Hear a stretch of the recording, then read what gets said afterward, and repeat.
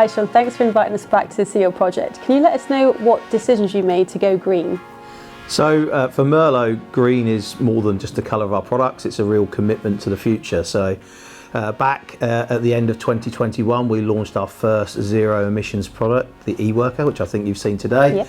Very much part of our Generation Zero, which outlines our full commitment as a manufacturer of vehicles to go over to machines that emit zero emissions.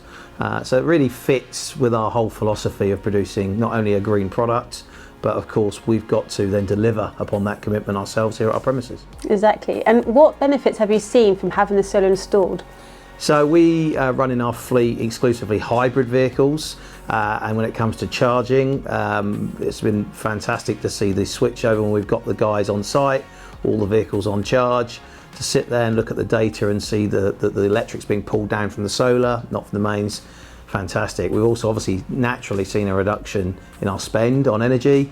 We're becoming more and more self-sufficient, and with this second and final phase of the project, we're heading towards almost energy neutrality. So would you recommend solar for other businesses? Yes, I mean the process was really straightforward working with Ecobubl. They handled everything for us from the D&O application through to the scaffolding and installation.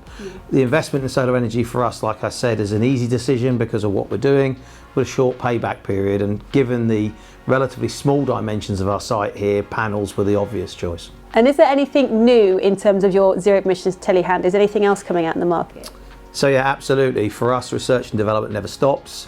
So we just previewed this week in Germany a new concept, a new idea of what the future might look like at Merlo, and that's a fully electric, full-size telescopic handler that can lift more than 4 tons in weight and reach over 7 meters high.